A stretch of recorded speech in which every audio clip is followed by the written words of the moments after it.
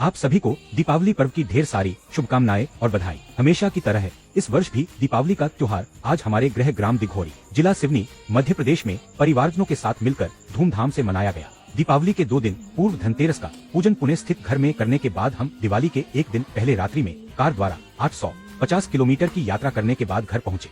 सुबह उठकर दैनिक क्रियाएं करते हुए स्वादिष्ट भोजन किया गया और फिर थोड़ा आराम करने के बाद घर को सजावट के लिए तैयार किया गया और शाम होते होते घर रंगोली, फूल मालाओं, तोरण, झालर से सजाया गया और घर में सभी लोगों ने पूजन की तैयारी की। इसके बाद शाम शुभ मुहूर्त में परिवारजनों के साथ मां लक्ष्मी, गणेश भगवान, कुबेर, मां सरस्वती, मां काली का पूजन किया गया। इसके बाद विभिन्न व्यंजनों का भोग लगाया और प्रसाद ग्रहण किया गया। आपके घर में दीपावली पूजन कैसे हुआ, क्या क्या तैयारियां की गई और पारंपरिक रूप से क्या हुआ, आप हमें भी बताएं।